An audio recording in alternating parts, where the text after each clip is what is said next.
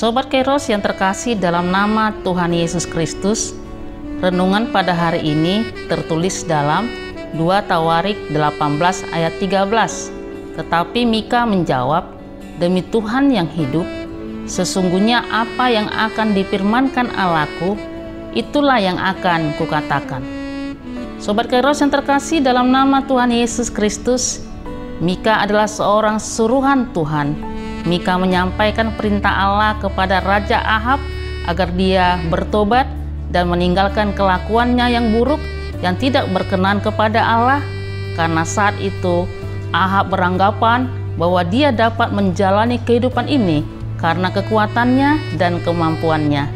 Tetapi di sini sebagai nabi yang benar, Mika tetap menyampaikan perintah Allah walaupun dia harus menerima resiko, mengalami tantangan, dan hidupnya terancam. Ya, kita tahu bahwa setiap pekerjaan pasti ada resiko yang akan kita tanggung, terlebih dalam menyampaikan pesan dari Tuhan.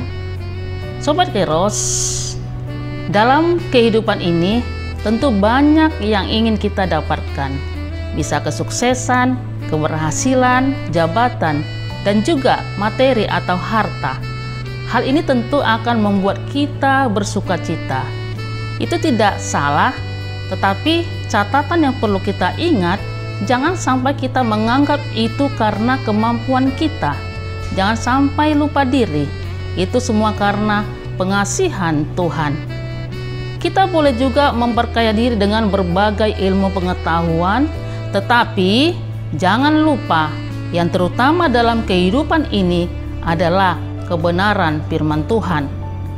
Dan dalam kesibukan sehari-hari, kita juga akan bertemu dengan orang-orang yang mengasihi kita, dan sebaliknya kita juga akan bertemu dengan orang-orang fasik, yaitu orang-orang yang tidak menyukai firman Allah.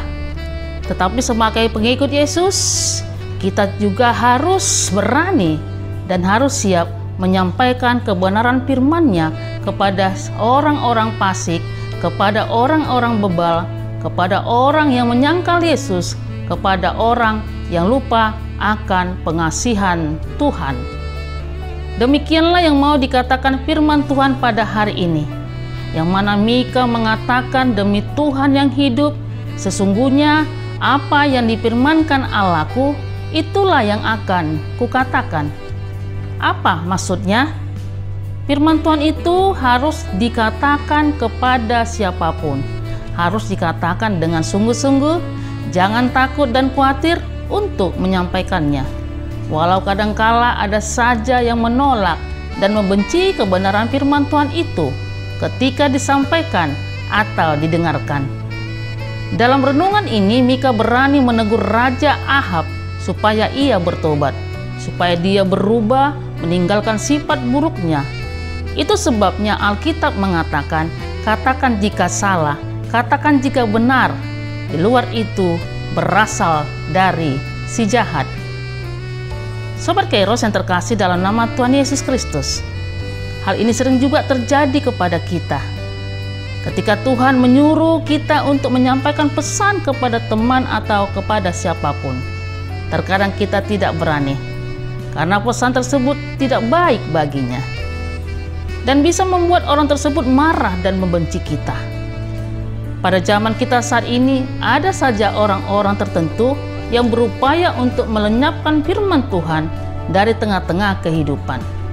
Dunia bisa saja menolak firman Tuhan, tetapi mereka tidak bisa melenyapkannya.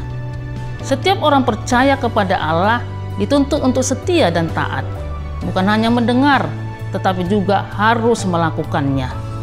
Dan seperti yang dikatakan nas hari ini, yang mengatakan dengan sungguh-sungguh kemanapun melangkah dan kepada siapapun kita berhadapan, walau ada orang yang berusaha menentang dan menolak firman-Nya. Menolak firman Allah dan kebenarannya itu sama saja menolak anugerahnya, menolak berkat dari Tuhan, dan menolak keselamatan dari Tuhan. Jadi Sobat Kairos, sebagai pengikut Yesus kita harus menjaga hati dan mulut, jaga ucapan, jaga perbuatan agar tetap baik dan benar. Artinya kita harus hidup dalam kendali firman Tuhan. Jangan sampai hilang kendali atau lupa diri dan kasih Tuhan. Ingat Sobat Kairos, jika Tuhan menegur kita, itu tandanya Tuhan mengasihi kita, sebab Dialah sumber kekuatan dan sumber kehidupan. Selamat beraktivitas Sobat Kairos, tetap menjaga kesehatan. Tuhan Yesus memberkati. Amin.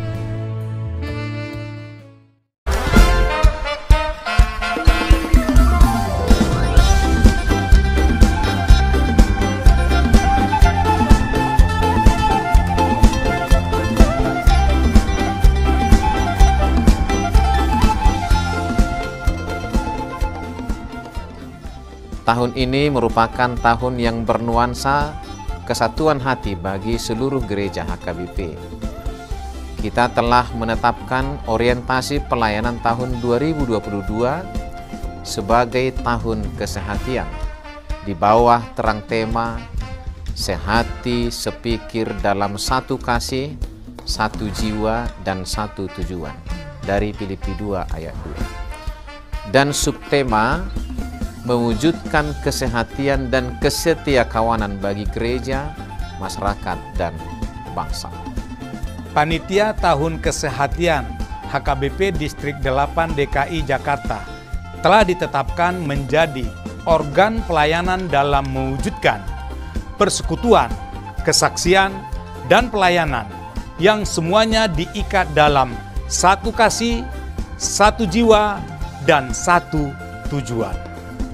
Kesatuan hati dalam persekutuan, kesatuan hati dalam kesaksian, kesatuan hati dalam pelayanan bukan hanya membina soliditas internal semata, namun juga menyangkut relasi, hubungan yang baik dengan dunia luar kita.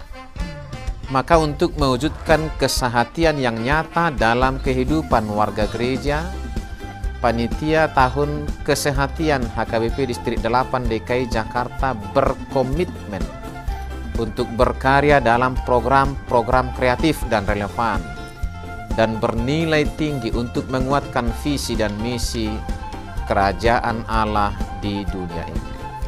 Kami mengajak seluruh elemen gereja, baik pelayan penuh waktu, pelayan takbisan dan non-takbisan, serta seluruh jemaat dan para pemerhati lintas denominasi, mari bersama-sama mendukung dan mensukseskan seluruh program-program pelayanan yang telah ditetapkan, baik dalam doa, daya, dan dana.